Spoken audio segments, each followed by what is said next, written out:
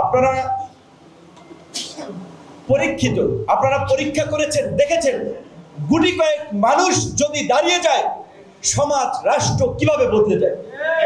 আজকে 2018 সালের এই কোটা সংস্কার আন্দোলনের পরে আমরা যদি চাকরিতে ফিরে যেতাম, আমরা যদি ব্যবসা বাণিজ্যে ফিরে যেতাম, আমরা যদি রাজনৈতিকভাবে না দাঁড়াতাম, আজকে অধিকার পরিষদের জন্ম হতো না, অভ্যুত্থান হতো না, এনসিপি হতো না, নতুন নতুন দল এই অভ্যুত্থান পরবর্তী সময়ে কিংবা গত 5-7 বছরে যারা তৈরি হয়েছে এই সমস্ত দল তৈরি হতো না। আমরা বাংলাদেশের একটা যুগান্তকারী পরিবর্তনের সূচনা আমরা করে দিয়েছি। আগামীতেও আরো একটি পরিবর্তন আমরা করব, সেটি হচ্ছে এই দেশের রাষ্ট্র পরিচালনায় একটা যুগান্তকারী পরিবর্তন, শাসনতান্ত্রিক ব্যবস্থার পরিবর্তন। আমরা যেটা বলছি, আগামীতে কোনো একক দলের আধিপত্য বিস্তারের জন্য সংসদ হবে না, সংসদ হবে গণপ্রতিনিধিত্বশীল, সকল দলের মত পথের মানুষের কথা বলার একটা জায়গা। শুধুমাত্র 40-45% ভোট পেয়েই তারা আধিপত্য বিস্তার করবে, আর 60-65% মানুষের কোনো কথার মূল্যায়ন থাকবে না। এইটা গণতন্ত্র না, এটা গণতন্ত্রের ভাষা হতে পারে না।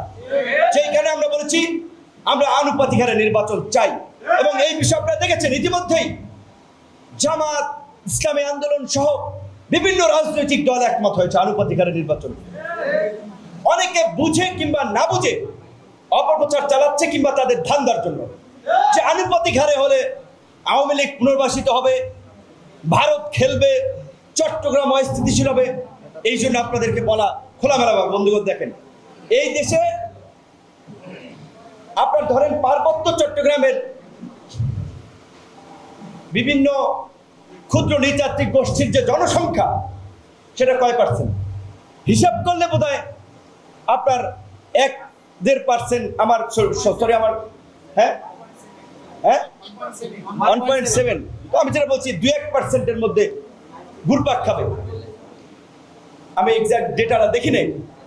তো এই 2-1% মানুষ কখনোই শতভাগ ভোট একদিকে দেবে না। এর মধ্যে কেউ বিএনপি করে, কেউ জামাত করে, কেউ ইসলামী আন্দোলন করে, কেউ গণ অধিকার পরিষদ করে, বিভিন্ন দল করে। তাহলে আমরা যে সংখ্যানুপাতিক হারে নির্বাচনের কথা বলছি, আপাতত আমরা বলছি যে দ্বিকক্ষ বিশিষ্ট সংসদের ভোট পার্লামেন্টে না হলে অন্তত উচ্চ কক্ষে এইটা অ্যাপ্লাই করা হোক। তাহলে নিম্ন কক্ষে কিন্তু বর্তমানের সিস্টেমে ইলেকশন হচ্ছে, যে যে আসন থেকে জয়লাভ করবে তারা নিম্ন কক্ষে যাবে, 400 আসন থাকবে ওখানে, উচ্চ কক্ষে থাকবে 100 আসন। তার মধ্যে মিনিমাম একজন প্রতিনিধি পাঠাতে হইলে তার 1% ভোট পাওয়া লাগবে। 1% ভোটও কিন্তু যদি আমরা আপনার এই 12,37,00,000 ভোটার ধরি, কাস্টিং ভোট হয় সাধারণত ধরেন হইতে পারে 9 থেকে 9.5 কোটি হইতে পারে, তাদের 1% করে ভোট হলেও 9 থেকে 9.5 লাখ ভোট লাগবে কিন্তু একজন এমপি পাঠাতে হলে উচ্চ কক্ষে। তাহলে এই 9.5% ভোট, 9.5 লাখ ভোট পাওয়াও কিন্তু ডিফিকাল্ট আছে।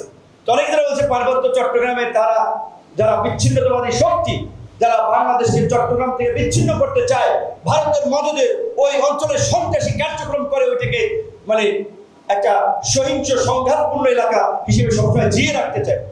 জীবনেও মিলবে না, 1% হবে না, একজনও যাইতে পারবে না। তারপরে আসেন, যদি আমরা ধরি, আমরা মনে করি এই দেশের হিন্দু কিংবা অন্য ধর্মাবলম্বী মানুষ কখনোই তারা দেশের চেয়ে অন্য দেশের স্বার্থকে প্রাধান্য দেয় না।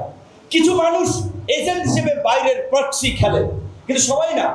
তো সেই প্রক্সি খেলোয়াড়দের সংখ্যা 1% হইলে 9 লাখ মানুষ লাগবে, 9.5 থেকে 9.5 লাখ।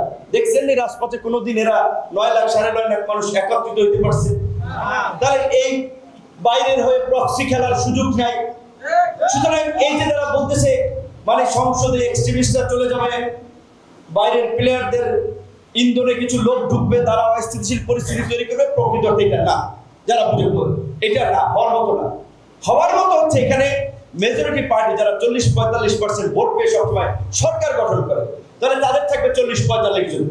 আর ধরেন আমাদের দল, আমরা এখন গণ অধিকার পরিষদের যে নীতিগত অবস্থান, কারোর সাথে বৈরিতা নয়, সকলের সাথে বন্ধুত্ব, রাজনৈতিক দলগুলোর সাথে, বিশেষ করে অভ্যুত্থান পরবর্তী সময়ে যারা অভ্যুত্থানের পক্ষের শক্তি, তাদেরকে নিয়ে আগামীর বাংলাদেশ বিনির্মাণে ঐক্যবদ্ধভাবে কাজ করা, সেক্ষেত্রে সকলের সাথে সুসম্পর্ক বজায় রেখে 300 আসনের প্রার্থী দেওয়া, তো আমরা 300 আসনের প্রার্থী দিয়ে সারা দেশে যদি 10% ভোট পাই, আমার ধরেন এই আমার উপজেলায় বা আমার আসনে পাইলাম 3 লাখ, আরেক জায়গায় 50,000, আরেক জায়গায় 1 লাখ, আরেক জায়গায় 10,000, আরেক জায়গায় 20,000, এইভাবে মিললা 10% যদি ভোট ক্যারি করে, তাহলে আমাদের 30 জন এমপি, এই 10 জন, তাহলে উচ্চকক্ষে 100 জনের মধ্যে 10 জন আমাদের এমপি থাকবে। তাহলে কি হচ্ছে, কারো নাট বল্টু না হয়ে, কেউ লেজুর ভিত্তি না হয়ে আমরা ইন্ডিপেন্ডেন্টলি আমাদের 10 জন ক্যান্ডিডেট সম্মান এবং মর্যাদার সাথে উচ্চকক্ষে